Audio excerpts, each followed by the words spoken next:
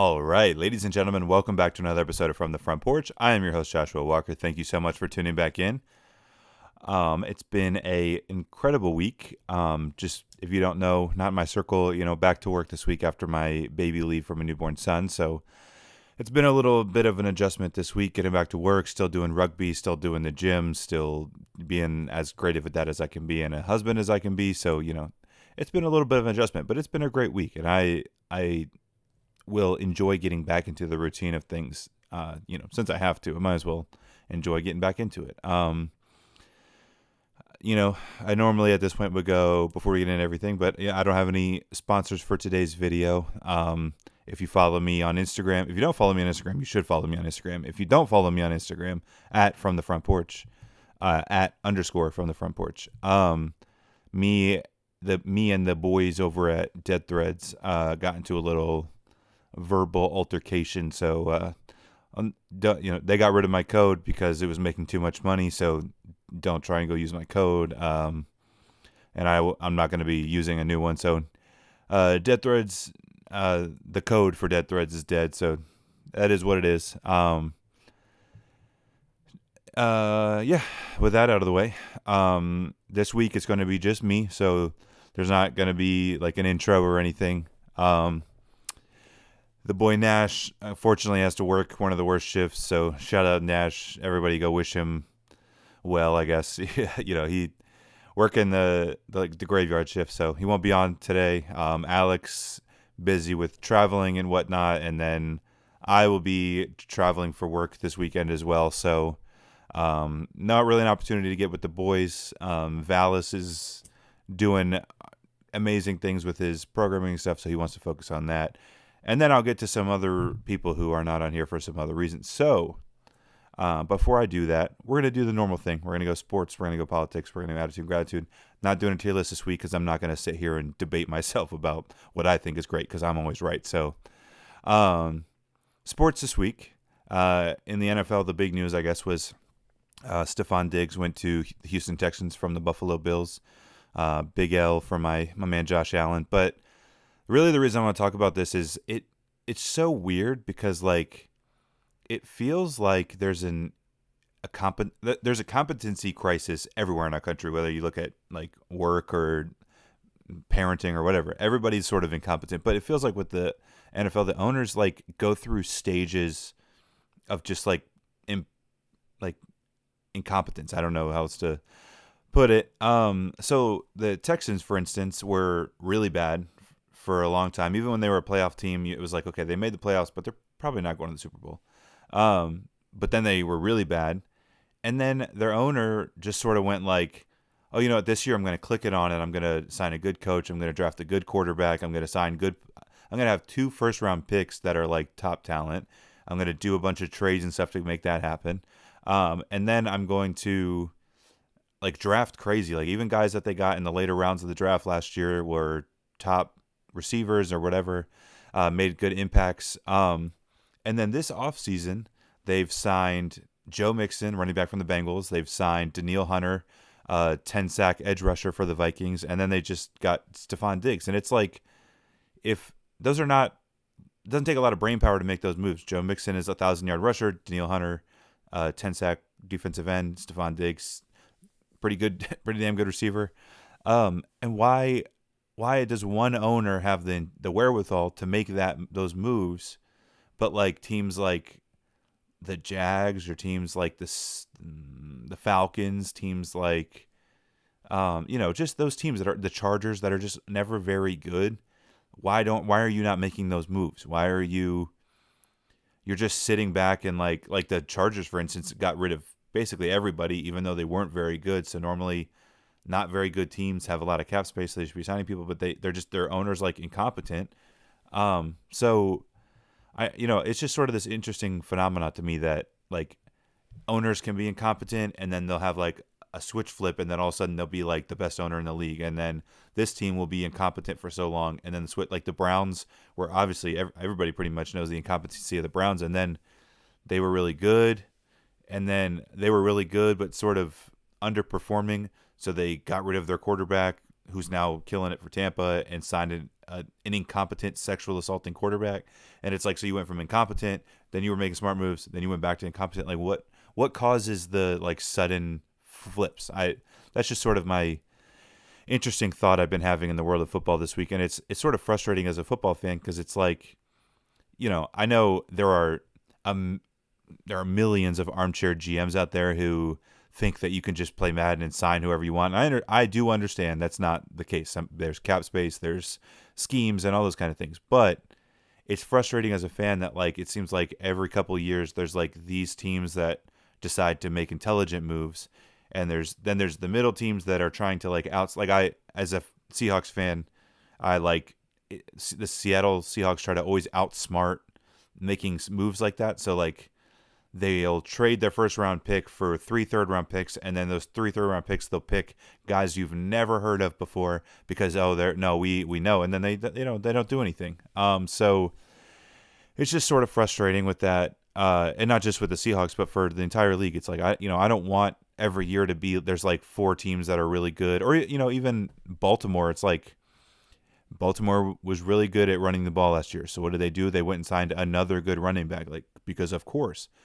Why are other teams not doing that? So there's 4 teams that are always good, not the same 4 teams, but there's 4 teams that are always good, and everybody else is just sort of like fighting for mediocrity. And it's just sort of a weird concept to me that you're like the owner is a gajillion-dollar person who hires all these people under him to make good decisions, and they can't, but they've been in football their whole lives. It's a weird thing to me.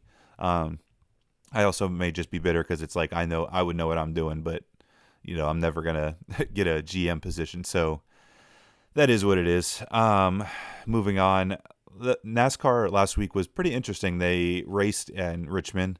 Denny Hamlin won, but there was rain beforehand. But then there was just a delay, and they dried off the track partially.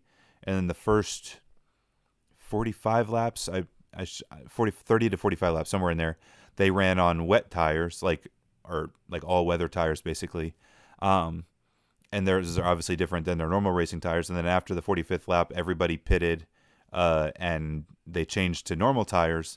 And it was just sort of wild to see them slipping and sliding around and not having the control of the car they would like, and still racing at 180 miles an hour anyway. It was a super interesting race to watch because like every second you didn't know whether somebody was going to, like their back was going to spin out, fishtail out, and they were going to wreck. So it was a pretty cool race.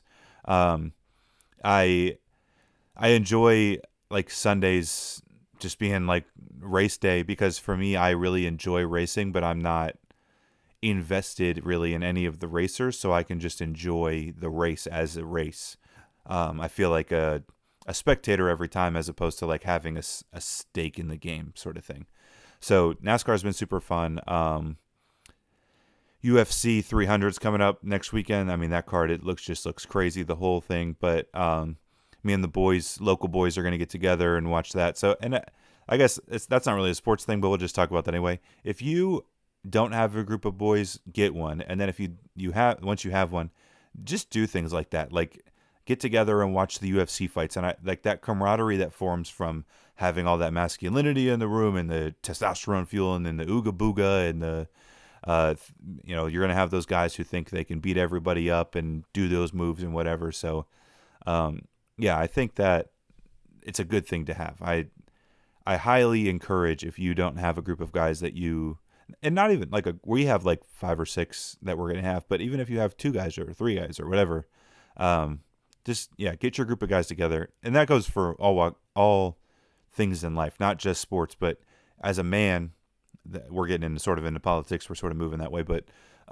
as a man, if you don't have a group of guys to keep you accountable, to motivate you, to keep you on track, but also to check you when you're wrong, congratulate you when you're right, all those kind of things. If you don't have that, you need that in your life because as controversial as it shouldn't be, but as controversial as a statement might be, men respect strength and leadership and all those all the hard things that men strive to be. So if you can have people in your life who are strong, like leading men, and they can hold you accountable and they can keep you on track, those kind of things, you're going to have a much better life, a much better time in life, and you're not going to make some of the stupid mistakes that you might make if you're like trying to do everything on your own. So get some men in your life, have that like camaraderie.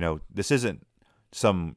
I'm not saying anything that's like breaking like the internet or anything. Like, we used to have this. There used to be men's clubs, men's bars, men's communities, all this kind of thing. So we can't really have those out in public anymore because of like legal reasons. But if in your own home and somewhere else, you guys just hang out with the boys, get that camaraderie together, and do it. Just do it.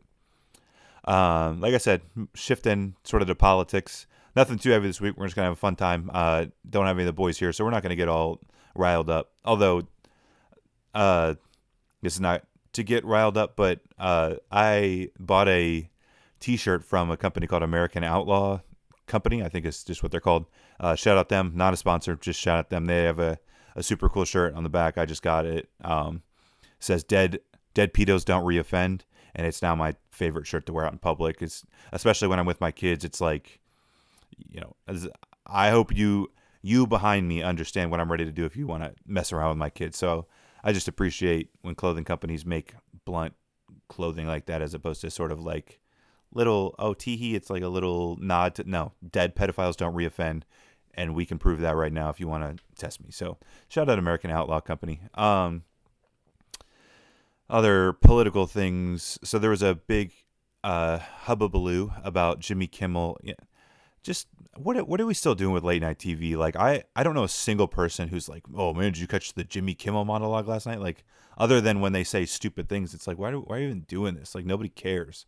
But he sort of went a little viral because he went on this huge monologue about how Japan and their cities like Kyoto and Tokyo are so much cleaner and so much safer and so much nicer, and their bathrooms are like our operating rooms, is one of the things he said. And that's like, and so it sort of went viral because Tucker Carlson said similar things about Moscow with American cities, and he was sort of painted as all the things that they paint people like us as. But and then, Trump got in big trouble just with the way he speaks, but because he called Haiti a shithole country, but then Jimmy Kimmel calls America a shithole country. And if you don't, not those words, but if you don't believe me that he basically insinuated it's a shithole country, you can go watch the monologue yourself. But yeah, he went on this monologue that America's trashy and gross and Japan is so nice. And I find it very interesting that it's just such a weird phenomenon to me that leftists continue to acknowledge that things are better when you don't do what they want you to do, but they still want you to do what they want you to do. Like, Japan is clean because they are super strict on crime, super strict on like small crime. It's a homogenous society, so all the people there share a culture, share a background, share all these things. They take themselves seriously is sort of the big thing. So they're hard on crime. They care about their culture. This is sort of silly, but I was watching sumo highlights the other day just because I just love sports. And so I was watching sumo highlights, and everything is still as traditional as it was decades ago, centuries ago, I'm sure, but they all dress the same. They all are presented in the same way. Like, it's just, they care about their culture and they preserve it. And so it's very odd to me when somebody like Jimmy Kimmel or anybody like them goes, I wonder why this country that doesn't import 30 million people who don't share our way of life, and they take their culture seriously and they don't shit on their country every 5 seconds. I wonder why it's taken care of better, and I wonder why people care about it more. And I wonder why 1925 New York was much cleaner and much better and all those kind of things than it is today. And I wonder why France in Paris, France was much cleaner and nicer and more calm and quiet and nice than it was today. So yeah, it's a very frustrating part of being a conservative, I guess, that we see it and they admit that they see it other places. But then when it comes to America, it's like, no, why would we do what they do? It's only so much nicer over there. Why would we do that? So yeah, just a very frustrating thing. And it just sort of another one of those moments where somebody in the limelight just goes mask off and is like, hey, that thing that they're doing over there is pretty cool. We shouldn't do it, but it's pretty cool over there. So yeah. What else happened? Oh, like I mentioned before, I this is just sort of a cultural thing, but I went back to work this week. And being home, shout out my job for giving me 12 weeks of baby leave off. But um, so I was away for a bit. And so I went back this week, and I've been doing this podcast pretty much ever since I went on baby leave, and I've been hanging out with my friends and my family, whatever. And, we have normal conversations like I have on here. And then I go to work, and I'll hit on this in a little bit, but I have people at work who are like, I'm not going on that podcast with you. The things you talk about and the things you say and the things that I would say, I'm not doing that in public. And I'm not going to get into too much detail because I'm not going to throw anybody under the bus. And this person's going to know what it's about, but this is not a shot at him, just sort of a cultural thing that there was a moment at work where a female was wearing an all pink outfit. Another one of her coworkers made a comment about how it's just very pink. And the female said, "Oh yeah, what's wrong with that?" Just sort of joking. And I said, "It's because you're a girl and girls are stinky." And one of my buddies was like, "Are you not concerned that you're going to get in trouble for like being sexist? Because you were like talking about women?" And it's like, boys, it doesn't have to be like this. I was talking to my wife about this, and it was just like, if I get reported to HR and they're like, we heard you called a girl stinky, you're in big trouble. It's like, okay, then, like, I'll take that. We don't have to be this sensitive. If you're willing to take a little bit of heart, like, things could be a little difficult. You could make things a little difficult for yourself by saying what you want to say and acting how you want to act and what you think is right and all those kind of things.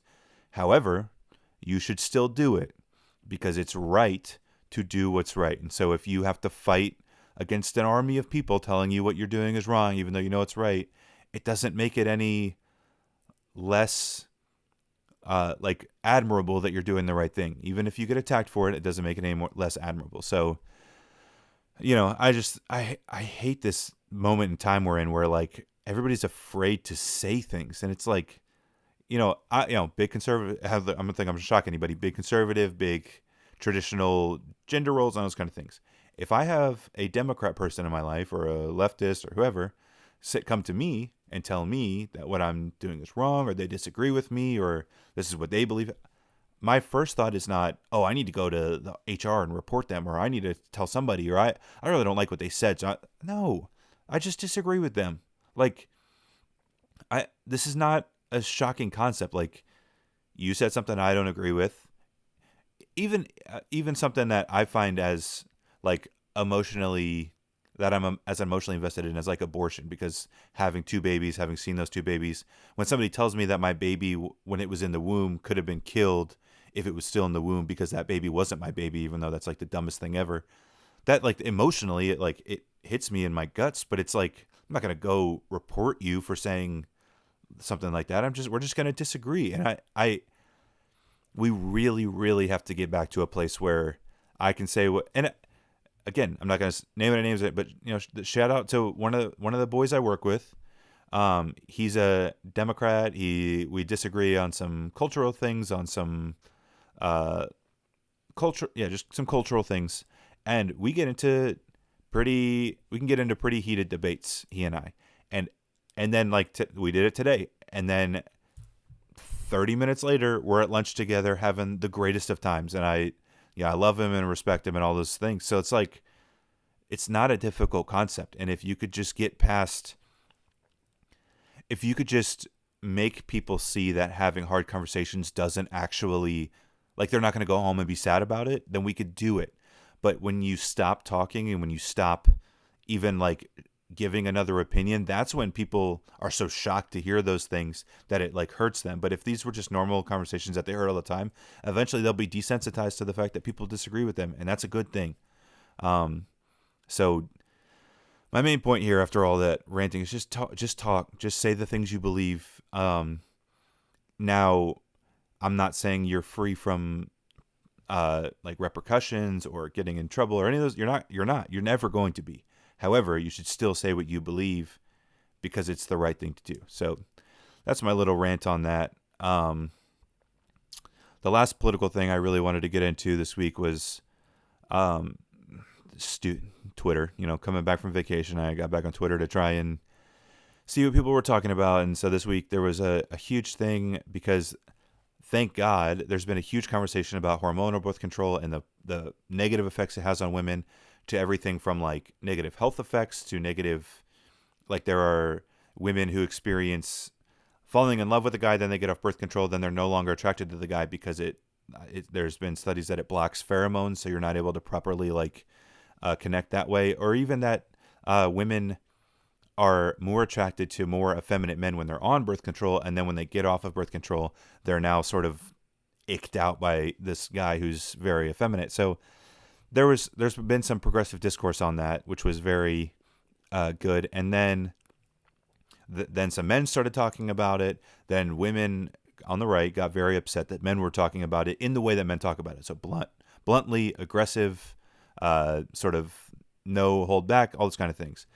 And there's a huge debate on Twitter this week, especially on the right, about how like we should want to win certain demographics about certain issues by sort of catering to them. And I disagree with this so much because, again, just like with saying what you believe, if you win over a demographic of people by like so far as like lessening your principles to agree with them, or even just saying that you have lessened your principles, you've already lost. Because if you win elections or win whatever because you've lowered your principles or you've abandoned your principles entirely, then you haven't even, your side that you were originally fighting for hasn't even won. The new side, or my point is that if you throw away your principles and act like the left to attract people that the left attracts, then you're just the left winning elections. Like, it's not, you didn't do anything different. You're just winning for them in a different way. And it's sort of this insane sort of political theory to me that like, oh, in order to, a lot of conservatives do this about abortion, that like, oh, abortion is our losing issue, so we should abandon abortion and just sort of grant it to the left so we can win more votes. And it's like, if we abandon abortion so we can win elections, then we didn't win elections, they won elections. So what you need to do is learn how to properly defend the things you believe, as opposed to just giving up the things you believe in order to let them win anyway. Like, it's just sort of dumb to me. And but it's a big problem we have, especially on the right, especially Republicans in office. But the right is allergic to winning. They're allergic to they're allergic to winning as the right, because even something sort of unrelated, but it comes back to it, like Islam is the fastest growing religion in the world right now, and in Western countries especially. And as Westerners, you're like, how could this religion that says that you can kill people who don't believe what you believe, and that has like, you can subjugate your women the way that Islam says you can subjugate your women, why is that so popular? Because it stands up for itself, because it's strong, because people crave strength and order and discipline, and they crave it as much as people are like, no, we want to just be free. No, we don't. And that's why people who claim that they just want to be free, and have you ever watched two leftists talk to each other who they agree on A, B, and C, and then they slightly disagree on D, and then the leftist who has the further left views will tell the other leftist that they're a Nazi? Like, they crave order and discipline and strength and all those things just on their side. So they don't actually want to be everybody just free, willy-nilly blowing in the wind.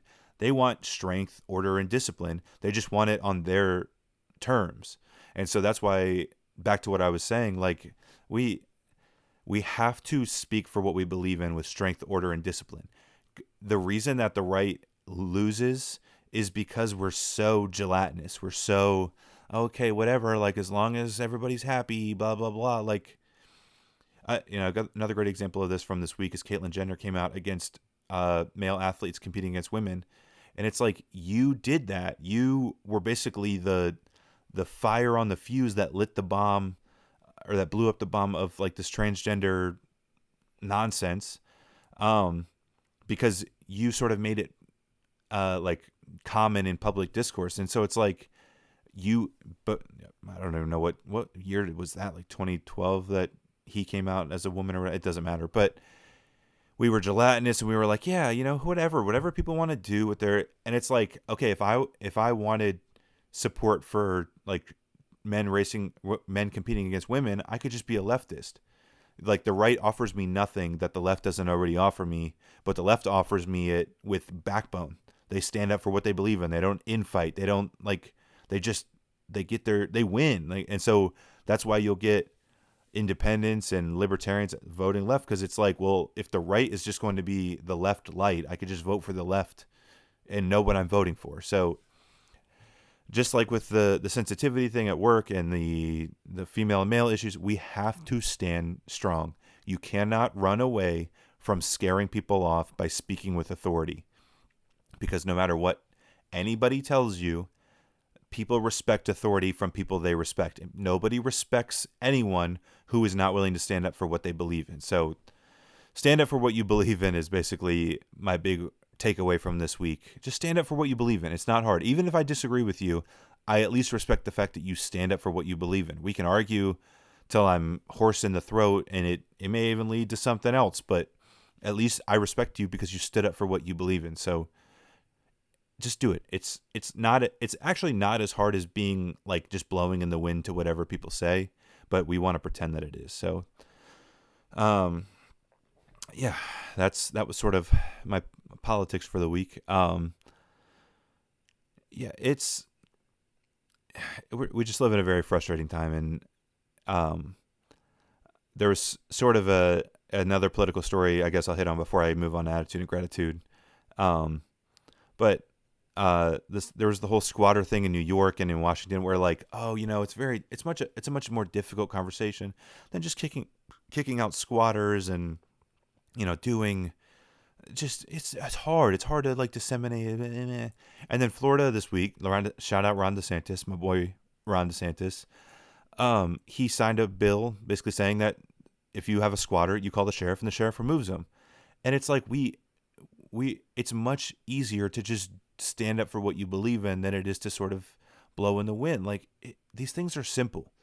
We're having simple conversations that we're out thinking because we think that because we did them for so long that we have to change them. And it's like, no, we can do things that we did in 1745 as long as they're the right thing to do now. Like that's sort of my problem with leftism is there's the constant change of progress, and we don't always need to progress. Science and healthcare and all those kind of things, they can constantly progress forward, not backward, like mutilating and castrating children for the agendas. But we don't have to see something like marriage and go, how can we fix this? It's not broken. We don't need to, and right now it's broken, but it wasn't. We don't need to fix it. But we constantly are like, what would it be like if we added another person into a marriage? Or what would it be like if, and no, we already knew what we were doing. We knew what we were doing with marriage. And even if you're somebody who's like, oh, it's a psyop, but even if you were somebody, in the 50s, people were getting domestically abused, it's not true. Domestic abuse is on the rise. It has been for decades. But even if you believe that, then we can fix marriage. We can fix the domestic abuse problems in marriage and give women the ability to fight domestic abuse, whatever, without destroying the entire institution of marriage as we know it. So that's just sort of my big qualm this week. So stand up for what you believe in and stop trying to outthink common sense. Is basically my two takeaways for you this week. Attitude and gratitude. This was sort of a conversation, one of those debates we had at my job this week, but it's just sort of a bigger issue. I'm sure everybody's noticed it. Some people support it. Some people, like me, absolutely hate it. But my attitude this week is our society's refusal to push people to be better. In our society, we will find any reason, any diagnosis, any excuse, any justification, any root cause for people's bad behavior, for people's laziness, for people's mistakes, for people's anything. And nobody's perfect. I'm not perfect. I have plenty of flaws, and I'm constantly working to improve them. And luckily, I've surrounded myself with people who refuse to let me make mistakes without being corrected on them. But the vast majority of society is like, who are you to judge? And we all have problems, and who are you to, who am I? I'm somebody who cares about you as a person enough to not want you to constantly make mistakes, to not constantly want to sit in your self-pity, to not constantly, I want you to do better. I want you to be better, because you are capable of being better. And I want that for you, because it's what is best for you. So if you're one of these people who has a person in your life who's lazy, who's, something like overweight, or something like not good to their spouse, or something like not good to their kids, or any of these things, it is within your rights. It's within your moral, like, duty to correct them. And I'm not saying, there are bad ways to go about it. Especially if there's like a woman in your life who's overweight, it's probably not best to go up to her and be like, you're a fat piece of shit, you need to lose weight.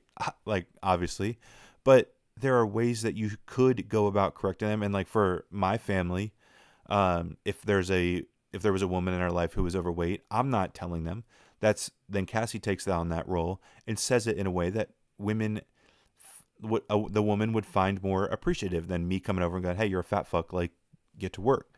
But for me, like I just told one of my boys today, if I came to work 6 months from now and I'm 300 pounds, I want you to tell me I'm a fat fuck and I need to get back in the gym.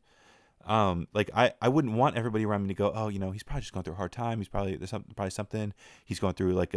No, I don't. It doesn't matter. It doesn't matter what I'm going through. It's not good for me to be 300 pounds. So please tell me that I'm overweight. Please tell me that I'm doing something wrong. Please tell me that I'm not working hard enough at work.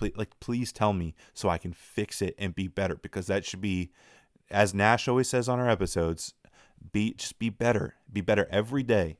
And I know it's hard. Like I said, just this week, I went to work every day this week. I spent so much time with my kids and my wife, and we had a great time. We did all kinds of activities and games, and playing with Jade, especially because Josh was a little young to play. So we played with Jade.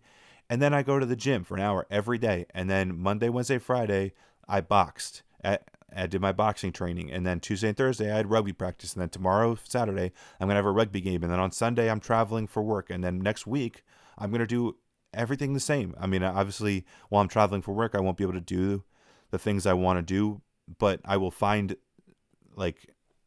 replacements for them. But there's nothing that should excuse you other than great traumatic events that slow you down for a little bit. And we have empathy for that, obviously. If you lost a family member, if you're going through a divorce, if you're going through, yes, take some time, get yourself together. But there's always a but you have to get back on that horse and ride. You have to keep going, because that's the problem. We have an entire country basically now of people who are just stagnant. We have, and some people are not going to like this, but we have 30-year-old men. I'll attack the men because I know that's much more palatable. But we have 30-plus-year-old men who are overweight. The only thing they do is they wake up, work and play video games and go to bed, and they do it all over again. And it's like, we need men doing things. We need men doing things more than basically nothing. So, you waking up for work, doing the bare minimum to go home and play video games all night and go to bed and wake up, do it all over again. That's why our country's falling apart. And that's why countries to bring it all back, that's why countries like Japan are doing so much better. They don't do that. And actually where they are failing is because men are doing that. Japan has a huge problem with men sort of just retreating into themselves. And that's why their birth rate is so low and all those kind of things. So we can't have that. Trust me, I understand the want and the urge. You think I don't want to sometimes just I'm going to skip the gym. I'm going to skip my training. I'm just going to stay at home and, relax and drink beer and eat cheesecake. And of course I do, but that's not going to help anybody. And it's not going to help me 30 minutes from when I enjoy all that. I don't know if it's just me, just a me thing. I know it's not, but it's just a me thing. But after you decide to skip the gym and you decide to have a cheat meal, and you immediately are like, that didn't fulfill me nearly as much if I had just done what I was supposed to do. So, like I said, I just want people to be better because it's better for them in the long run. Nobody looks back on their life and goes, man, I really wish I wouldn't have tried harder. I wish I would have just done nothing. They wish everybody wishes they would have done more. And so I'm just trying to just do more. Yeah. So yeah, I've been holding that in a little bit this week, but good to get it out. My gratitude for this week, however, is sort of the exact opposite of that. And like I sort of mentioned, but I am so grateful that my support system, from my wife to my family to my Nash and Alex, my brothers, to even like the guys I work with, that they all, for instance, just this week, like I said, I started a boxing camp. I'm doing 12 weeks of working out every day, eating super clean, not eating any sweets, not eating any junk. And I told Cassie that, and I told Alex that, and immediately Alex has texted me, keeping me accountable. My wife has been super helpful with, eating chicken or rice for lunch or whatever. And then, she breaks off of it a little bit, but not too much, because she also wants to eat cleaner and better and all those kind of things. So, I'm just so grateful that I have a support system that, whether it's my working out and people keep me accountable, or my rugby and people keep pushing me, or whatever it is, I'm so grateful that I have a support system that is like, I'm not going to let you slack. We're not going to let you, we know what you want to do. We know what you want to achieve. So we're not going to let you not do that. So I'm so grateful for that. I hope you have that in your life. And if you don't have that in your life, you can shoot me a DM anywhere you can find me, and I'll be that for you. Because I think that's what's missing. I think the reason that a lot of men are not doing the things they're supposed to be doing is they just don't have that. They've never had like a dad to keep them accountable. Like my dad kept me accountable a lot and still does. And so a lot of men didn't have a dad, and then they didn't have boys or brothers to keep them accountable. They didn't have that. So I'm so grateful for that. And if you don't have that, please, again, DM me anywhere you can find me, shoot me a text message, whatever, and I will be that for you. I have no problem checking your ass on stuff you need to be doing.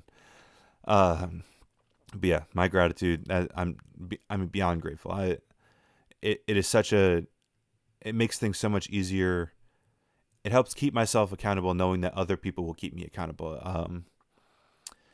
So yeah, beyond grateful again.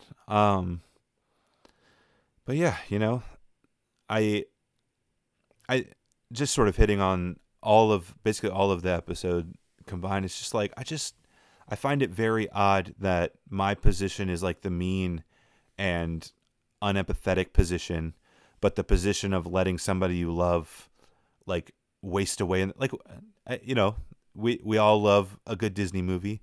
We all saw WALL-E, and we all saw the fat boys in the chairs where they didn't have to get up, and they were all fat and constantly satiated by the screen in front of them. We saw that. We all were like, oh my God, that's so post-apocalyptic. And then we all let our loved ones do that.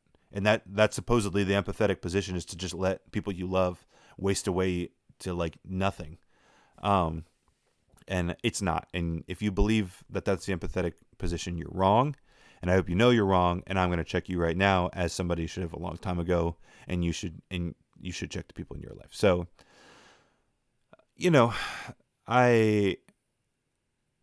that's it. We're gonna stop ranting about it. I could make this podcast last an hour and 15 minutes like they usually do, all my own ranting about this. But I just want what's best for everyone. That's where my politics come from. That's where my, first, that's where my religion comes from. Christ is king, and I just want everybody to go to heaven, to be saved, all those kind of things. That's where my politics comes from. That's where the way I lead my family comes from. That's where the way I maintain my friendships and relationships comes from. I just want what's best for everyone. I want what's best for you. If I'm speaking to you, I want what's best for you. And even if you don't feel that in the moment, if you feel like I'm being harsh, if you feel like I'm being overly critical, I'm sorry it hurts your feelings. I'm sorry that it feels icky in your belly, but I just want what's best for you. And that's it. So with all of that said, I hope you're still listening. These are always super fun. As much, I obviously love hanging out with my boys the most. Obviously with the function of the podcast is supposed to simulate being on the porch with your boys and having those kind of deep conversations. And I wouldn't sit on a porch just ranting and raving to myself. I'm not that crazy old guy yet. But I like these episodes too, because it just gives me the opportunity. I feel like I can just speak to whoever's watching, all 1.5 million subscribers. I hope you know that I'm talking. No, whoever is listening, I just like being able to sit down and chat with you. If you would like to continue the conversation, like I said, DMs, texts, they're open. And especially if you disagree with me, I would love to have a conversation about it. But with that said, this has been your boy, Joshua Walker. This has been From the Front Porch. Thank you so much for listening. If you're still listening, please like, please comment, please subscribe. Share with your friends. That's something all my regular watchers, all like 15 of them or whatever, please share this. Please send this. I'm going to hopefully clip some of this episode. And if you feel like these clips apply to somebody in your life, please send it to them. But, I'm not saying that because I don't want to be big and famous. I don't want to have one of the, I do not aspire to like a Joe Rogan style podcast. I don't really want that in my life, but I do want more people. I want more opinions. I want more conversation. I want more guests. As much as I love my boys, I would love to have conversations with people who disagree with me. So please like, please comment, please subscribe, please share with your friends, please share with your family, please share with somebody who's going to hate watching this. This has been, I'm your host, Joshua Walker. This has been From the Front Porch, and I will see you next week.